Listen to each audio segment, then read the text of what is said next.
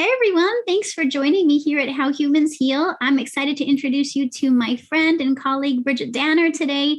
She specializes in mold detoxification.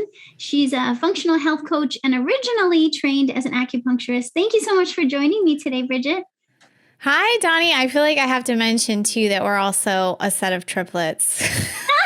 Don't forget. Well, if anyone wonders that or thinks we look alike, it's we have another colleague, Fiona, who when we go to conferences together, everyone thinks we're the same person.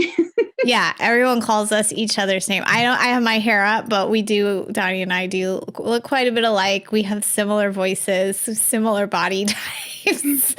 So we would always get called the other person. It was awesome. I actually think we should probably come up with a strategy about that next time we're at an event together. Yeah, we should all wear the same outfit for sure. It really confuse people.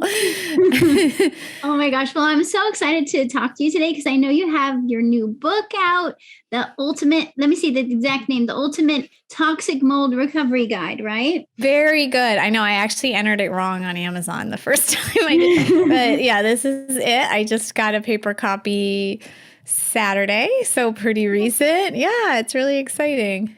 Well, it's so much that goes into it. And at the same time, I know that you wrote this based on your experience with mold recovery. Tell us a little bit more about you and what led you to do what you do and helping people with recovering from mold toxicity. Sure. I feel like it's kind of like a story that has come full circle. So I did not get into natural medicine from my own health issues. I got into it because I was an environmentalist from a young age and I wanted to make a difference in the world. And I thought, well, okay, I'm already interested in natural medicine. This can be a way that I teach people about healthy lifestyle and green living. And then I started practicing. I was practicing as an acupuncturist, and I really just was doing my thing, right? I was working on elbow pain, back pain, and I lived in Portland, Oregon. It was a very green city. So, the whole environmental piece almost got forgotten. However, meanwhile, I was living in a moldy home. I didn't know that. So I was just chasing symptoms and dealing with, all these flare-ups. And I had an environmental illness. So once I discovered that, I had to uproot my whole life and, move out of that house and work on my health. It took a long time. And it really circled me back into where I started, which is now I get to actually talk about the environment and green living and detoxing the body. So it's funny. It's like the universe pushed me back into it all. Mm-hmm. It's interesting how that happens, isn't it? Like sometimes our original passion shows up for us and we're like, oh my gosh, I'm here again, back to this again. Yeah, totally. And so tell us more about the book. Like how did you figure out what to put in the book and to organize the information in there? Yeah, that's a great question. I kind of skimmed over the mold part of my story, so I'll talk a bit about more of that because it definitely informed how I wrote the book. So, unfortunately, if you're dealing with living in a moldy home and you're sick, there's a lot to know. And right at a point where you really don't feel like learning anything, doing anything. Because you're feeling tired and brain fog and exactly. Yeah. The last thing you want to do is deal with all this stuff. So yeah, I had to go through my own journey. I was really at a low of like just dragging. I got strep throat. I didn't recover. I was getting IV therapy. I was doing a detox. Like it wasn't working. And I was at NCNM. I think they've changed their name a bit, but I was at the naturopathic clinic and getting all these treatments. And I was like, there's something going on. Like there's no way I'm trying this hard and it's not working. And they were the ones who asked me about my home and if anything had changed. And it's just a great question to ask yourself or ask your clients. And that got us thinking about, we had this musty basement. It had some water intrusion recently. And, kicking and screaming, I agreed to get the mold inspector. I didn't really want to know, but Um, in the end, it's good you find out. We made a lot of errors in our remediation with moving things around and putting things in cars and bringing things to our new space. So I got sicker. I was like, my eyelid was always twitching. And this probably one of the scariest things that happened is I started wanting to die. I just that's very scary. would have these fantasies about not waking up in the morning because I was just so tired. And it's really just your cells talking. I don't think it was a conscious anything. It wasn't like I didn't want to live. I just was so tired. I couldn't imagine keeping going. My family was dealing with all that. We ended up moving away. I ended up selling a clinic. So there was just a lot of months where, it was just kind of survival mode. It sucked. Still having symptoms. It doesn't go away quickly. So it really took some time to feel into my own recovery, give myself space. I didn't see clients. I just had no energy for clients. And I just, rebuilt my new life. I moved to Arizona. And meanwhile, in my practice, like I said, I wanted to be talking more about detox and mold. So just slowly, I was doing that. And I guess in there, I had in the back of my mind to write a book about it. In our circle, everybody's writing a book. So you always think about, what's my book? What's it going to be? I knew it was a lot of work after seeing so many friends go through it. But I think I finally hit the point where I was like, okay, I have the energy. I have the knowledge. I know the whole process start to finish because I've been through it. So I set up the book in that fashion. It's kind of a timeline of, okay, in the beginning, you're mostly thinking about your space. You're thinking about, is it my house? How do I test? What do I do with my stuff? How do I hire someone? So that kind of starts the book. And then we move in more to the body plan, which is really my specialty. I could probably write a second book on some nuances of that. But because once you work on detoxification and getting out of the environment, your body systems have become really dysregulated and damaged. And it takes now a big project to rebuild all those, and I've got a question recently, wouldn't that just happen on its own? But that really wasn't my experience. It wasn't my experience that getting out of the mold was enough to just bounce back. You're not, it's like your computer's crashed and you can't just bounce back from it. So I talk a lot about rebuilding the body. And then lastly, I talk about rebuilding your life because it's an incredibly traumatic thing. You're going to lose relationships. You're going to lose money. You're going to have to make big decisions. But if you can be gentle about yourself in that process and, not overdo it and be willing to ask for help and be willing to take some rest and be willing to say, maybe I actually want to move back home to Spain or whatever it is. There may be a big decision in there. And I really want to give people hope that they can actually come out with a better life than when they started. So I give some resources and hand-holding around that. Oh my gosh, it sounds like such an amazing resource and manual because you're right. When I see patients who have mold exposure, those are exactly the areas that they need help with. And so I'm really grateful to know that this exists now. This your ultimate guide exists to help people and to help think through all those different questions and decisions. I wanted to just touch on maybe if someone's wondering, is mold something I should be considering related to my health? What do you think? When should a person, probably all of us should be kind of thinking, hey, have I seen any mold in the places where I live or work? But what do you think? What do you tell people when they're wondering, hey, is this something I should be considering? Yeah, it's a great question. And I know that people finding this podcast may come into it at different stages. I give you 1,000 applause if you just showed up curious. Like that's amazing, because a lot of times this topic is like, why should I learn about it? It's just another thing to learn. It probably doesn't apply to me. I mean, frankly, I was that way. And I was a practitioner. I was like, I don't have time to learn about mold too. But we all live in a house, pretty much. There's not many people who don't. So we actually do need to be aware of our environment and how it can make us sick. So think about in your life, how many different places are you going to live and stay in, several. So as you go to buy a home or rent a place, like these are great things to be aware of. As you maintain a home, it's a great thing to be aware of. I think that your listeners and people in my community, Doni, they do want to take a great care of their body, and they know a lot, but they may not really be thinking about some things about home maintenance. And the fact that that's really important part too. So what's your indoor air quality? How do you clean? How often do you change your AC filter? How often do you wet mop and dust? What kind of materials are you bringing into the home? What's your humidity level in your home and your basement? Are you maintaining the roof? Has anybody checked your attic or your crawl space for mold? How quickly do you take care of water intrusion issues? It needs to be within 48 hours.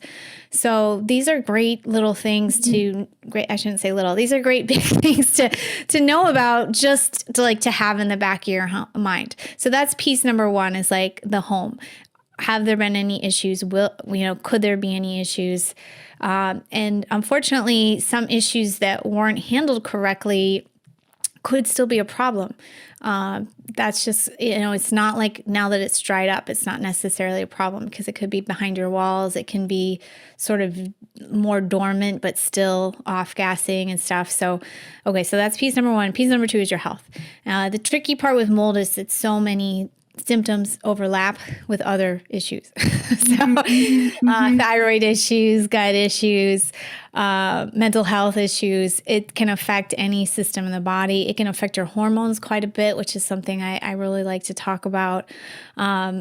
So that's the a little bit tricky part, but the good news is you can kind of marry the two sides. And another good news is the mold testing is quite accessible now for the body, as it is for the home. So if you want to know, it's not a guessing game. You can actually just test and find out. Yeah, I think these are all such good points. And I was also thinking, as you were talking, that, with the pandemic, people are spending more time in their homes. And I'm seeing some cases, if there was mold in the home, then the symptoms would have gotten worse with, more exposure. Right. So I think right now we're identifying it more just because of that, just because some people spent even more time in the moldy environment. And then, like you're saying, it can start to show up where you have symptoms in different areas of your body.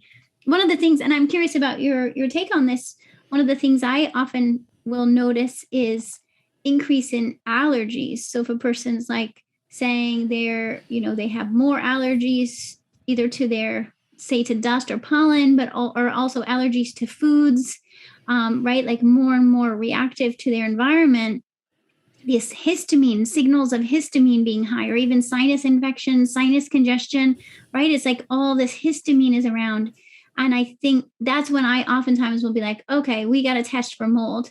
But I'm curious if that's a great point. And and the masterclass we just did, the issue of multiple food sensitivities came up as like a symptom of mold. And a lot of people are aware of the gut now, and I got to work on my gut. But what's causing all that? What's causing all that gut disruption? So mold can be there. And I love that you point out that your allergies, actually one symptom I developed post my own mold exposure is I developed seasonal asthma, which I had briefly, like in my teenage years, but it gone away for like 25 years. So I was like, what is this? Why can I not breathe? And I've been talking to more of my colleagues lately and really realizing the histamine component. I just don't think I've quite gotten over. Plus, I'm in perimenopause, and that can play into it. Yeah, your body can just become sensitized to airborne things because it's experienced airborne threats, and the immune system. Sometimes it can be overactive, but in time it's going to become just depressed. So, but I think you're right. It's mainly the histamine reaction to what seems to be a threat. Obviously, something like pollen isn't a real threat, but your body just sees it that way. So I'm working on my own reconditioning of my gut again. I've already done a lot of work. But one of my speakers, I asked him, I'm like, why do you think I still have histamine issues? And he's like, well, you still have a trigger. And I was like, oh. So there's lots of different potential triggers and ways to reset your sensitivity. But yeah, I'm doing some parasite cleansing and biofilm stuff because I think, I don't know your opinion, Doni, but like I feel like it's usually an issue we need to keep coming back to in life. It's not like a one and done. The gut. Oh, absolutely. I mean, I always think of it as like, hey, our digestion is affected by any kind of stress. If it's psycho-emotional stress, which we most all have all the time, or toxin exposure, not just mold, but pesticides and other toxins, that alone, we're going to need to be constantly paying attention to our intestinal lining health and our probiotic, our bacteria, microbiome health, because they're under constant bombarding attack from our existence, right? So of course they need attention all the time. Yeah. So it's a matter of, to me, it's not a matter of if a person has, say, leaky gut, it's more a matter of how severe is it at this moment in time, right? Yeah. Yeah. 100%. And I have pretty good, I think, digestion and elimination now, but I'm exposed to stuff just like you said. And I've, since gone through a divorce and a move and a concussion, and like stress just happens. And I kind of say that in the book too. It's like, yeah, this sucks, but guess what? That's kind of how life is. Like, it just keeps coming at you. Yeah. So we got to kind of like go, okay, how do I work on all of it at once and try not to be overwhelmed with that process? Because also earlier you said that recovery from mold takes time. And that's one thing I always say to patients as well. And we can talk about the testing in a second, but once we identify mold, I'm like, okay, here's what we're going to start working on alongside of the gut health and the hormone balancing and so on. And just know that it's going to take time. It's a gradual process. We got to get the mold toxins out. We got to get your systems recovered. The body can recover for sure, but it just takes time, right? It takes time. It's nice to talk to you as a naturopath. This is like really exciting because it's a little different interview than I've done. Like you really get it. Like you're in the trenches with people, like helping them rebuild, and all your knowledge can't make it any faster than the body can do it. And usually you've been exposed for years by the time you find out, unless you found this podcast at just the right moment, which is great because the longer you're in it, the more damage you're going to have. And people often ask me, does everybody get sick? No, not everyone gets sick. And we get sick in different ways and at different paces, depending on our age and other factors. But, the likelihood if you continue to live in a moldy home year upon year, and like you said, you're home more with the pandemic, which is similar to how I ended up being in the home more, is when I started to work online. And it's probably going to catch up with you eventually. I'd be curious, Doni, if we took, 100 people off the street, how many people would have mycotoxins? And they may not all be, well, frankly, all humans have symptoms, really, is the truth of it. But some may say, oh, I feel fine. But I almost think it can be kind of lurking and building up, almost like cancers can. Like, I interviewed Kevin Connors, who specializes in cancer. And things take time to develop in the body, and then you're shocked to find it. But I think like living with all these potent toxins, it's got to catch up with you eventually. I mean, I was trying to have like perfect health habits and I couldn't get ahead of it. So why would somebody who's, living maybe more standard American diet be able to stay ahead of mold? Mm-hmm. Yeah, it's such a good point. And I love that you're pointing out that it can show up differently for different people, because sometimes another person in the same house could have even zero symptoms. And then they're like, what are you talking about? And I think that also then can add a level of stress for the person who is experiencing mold related symptoms, for them to be like, Yes, this is a real thing. This actually really does affect your health, and it may not affect the person standing next to you. Yeah, that's where some of the strife can come within a family dynamic, which is too bad. And that's kind of another reason I wrote the book. I did not put the citations in the book. We put them online to make the book less big.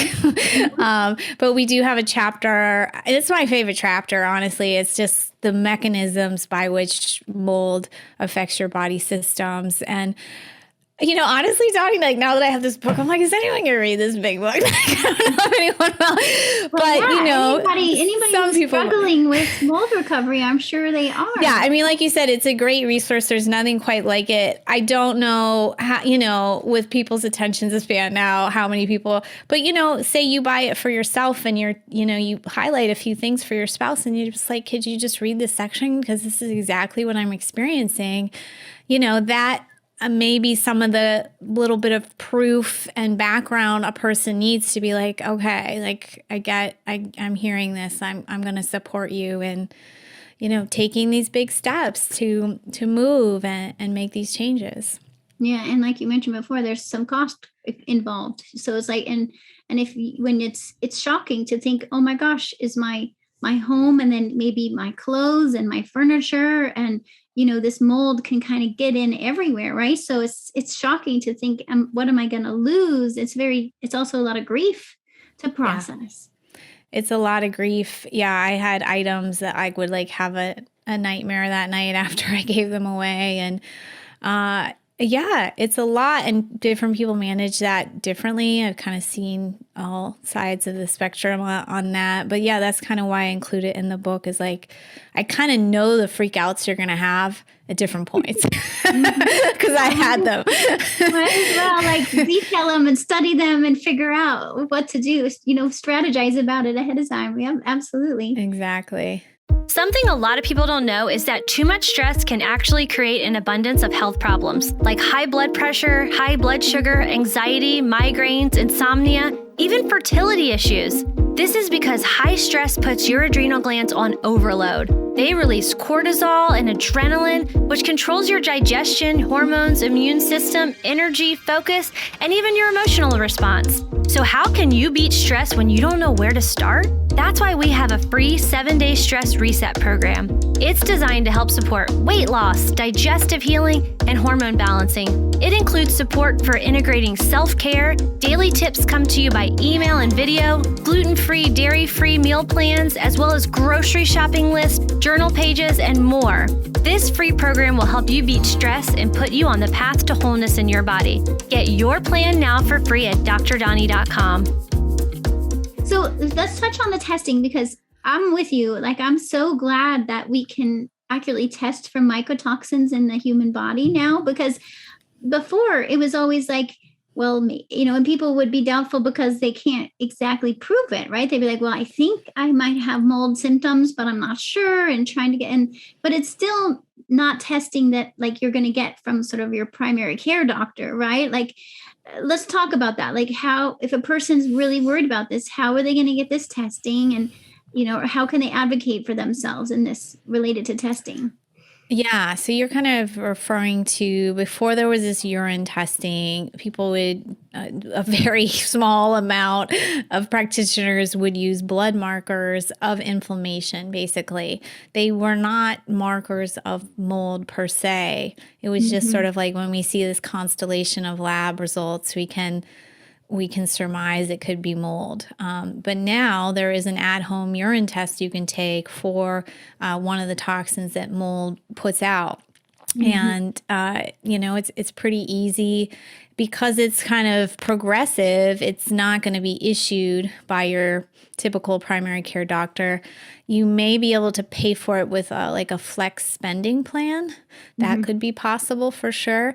I mean, the cost of it isn't that bad though. I think it's like $200 to $400, depending on the company, maybe $300 to $400, which, you know, if you've never paid for any of this kind of stuff before, maybe it could have a little sticker shock, but it's really not that bad for, you know, the information you're getting out of it.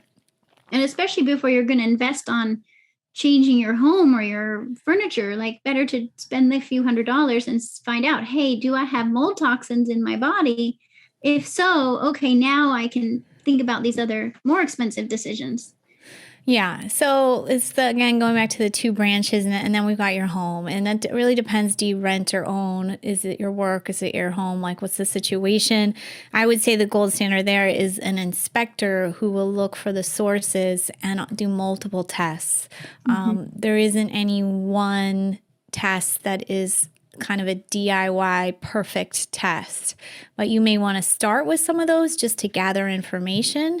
But ultimately, especially if you're the homeowner, you're going to need to get deeper and find the root of things. And occasionally things can be, you know, missed in a visual inspection, missed in an air collection. It's not perfect in the home. It's more of a combo is best. And then you can sort of do a before and after. So we had a mold inspector, and then we had him come again and, you know, check and test. We ended up deciding to sell the home, but that home was in fantastic condition by the time, you know, we sold it. Yeah, I mean, we cleaned every wall, we replaced the carpets, you know, it was, you know, we didn't feel confident to live in there just because of everything we had gone through. But I feel confident for the person who's in there now. Yeah.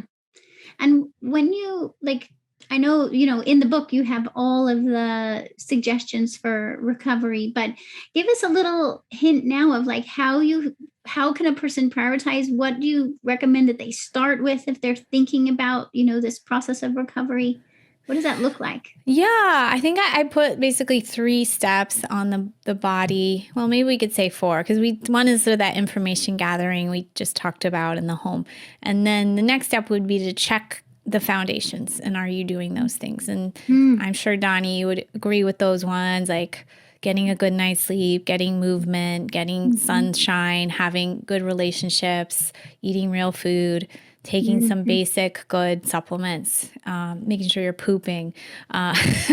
So it's like check. Are you got, you know, there might be a few you can't check because you need to work on them.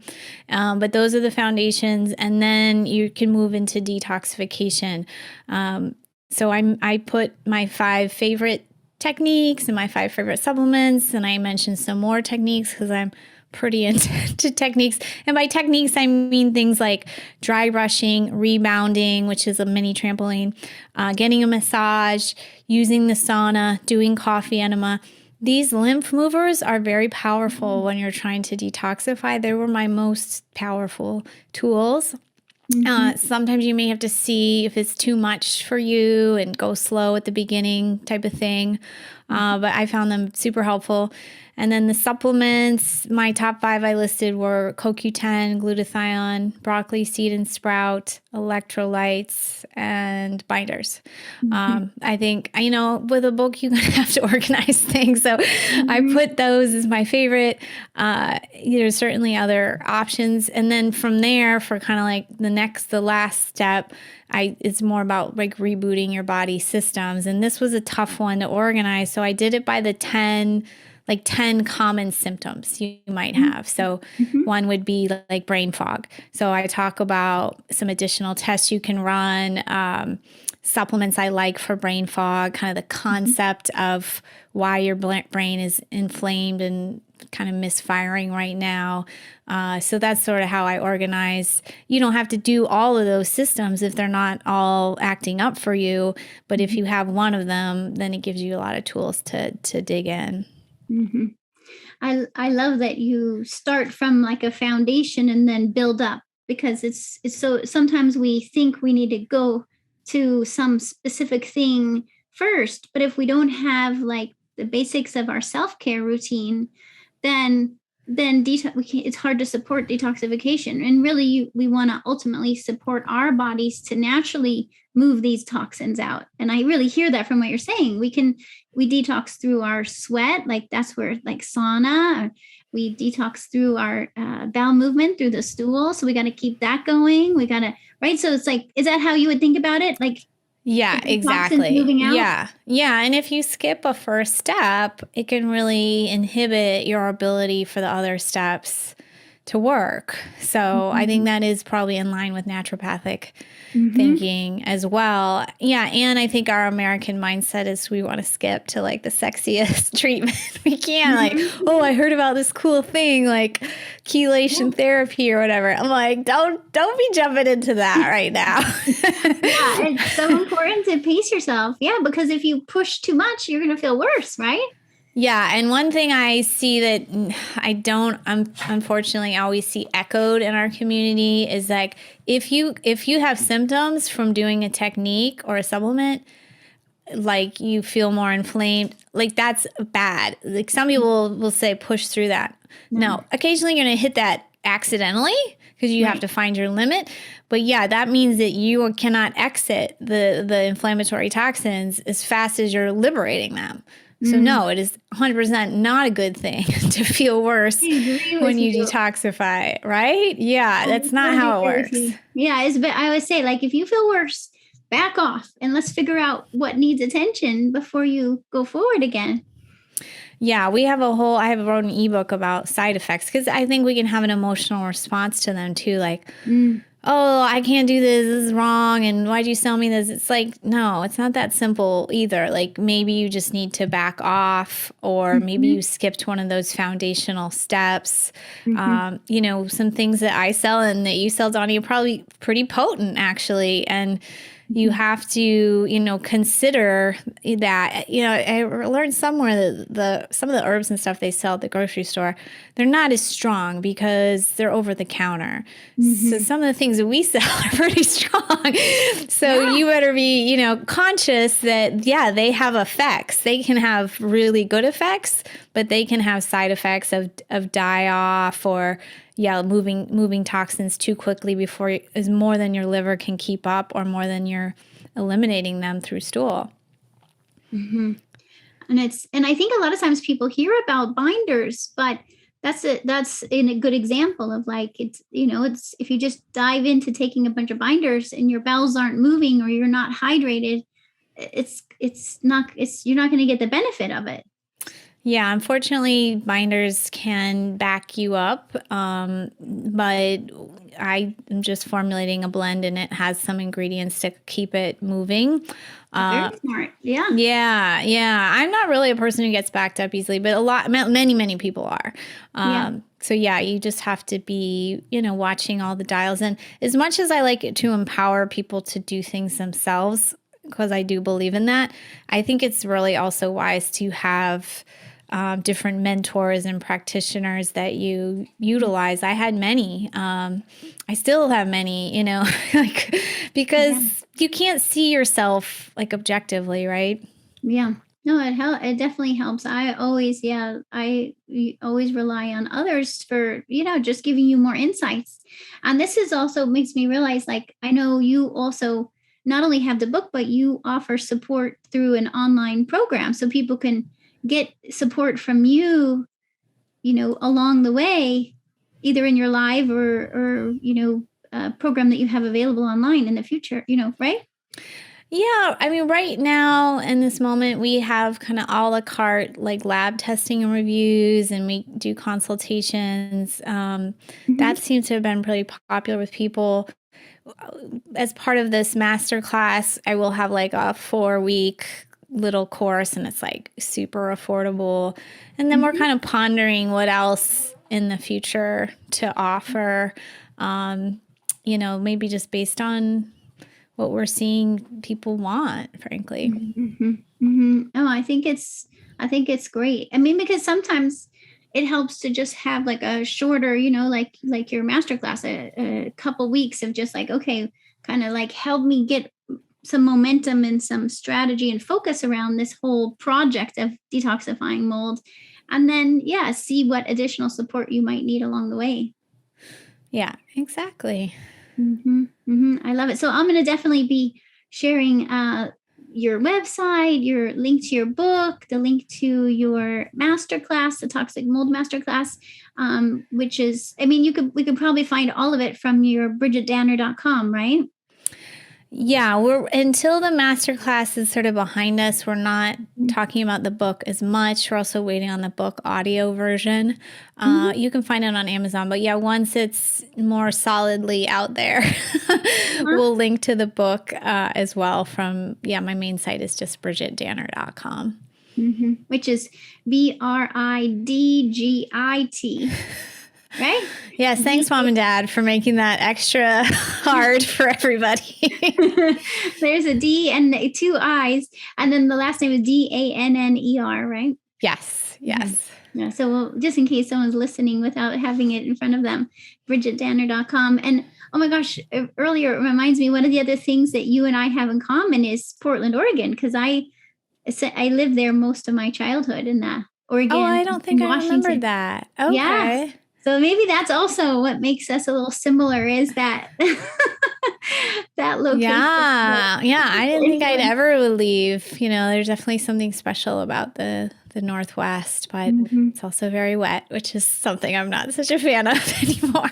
Right. The mold. But, there's mold. I mean, I'm finding like so many different areas of the country and the world, people have mold. Even a lot of times they didn't expect it, didn't realize it. So I'm going to encourage, especially from just this conversation with you, I would say, just ask yourself, hey, have you seen mold in your environment? Are you aware that there was mold that you cleaned out recently? Right. Or like from your basement even, or, just to start to kind of put it in your mind, and then you can decide if you want to do further testing and if you need to go down this path of recovering from it. Yeah, and we've got a little free ebook at the site. It's just called like free books or something, and it will list some of the testing things and like types of water damage. So I know this is hard to like keep all in your brain when you're hearing it on a podcast, but yeah, we have some free ways to go read a little bit more. Oh, that's so helpful. Thank you. Yeah, to just to start down the path and do it in a way that doesn't have to be where you just open up the whole Pandora's box at once. You can kind of go, okay, let me think about this and little by little investigate and then see if you need to go further.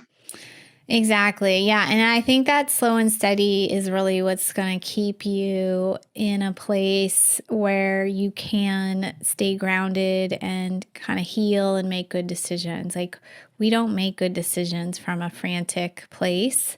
So even though, yes, you could stay up till 2 a.m. every morning, like reading about mold, like, please don't do that. It's not good for you.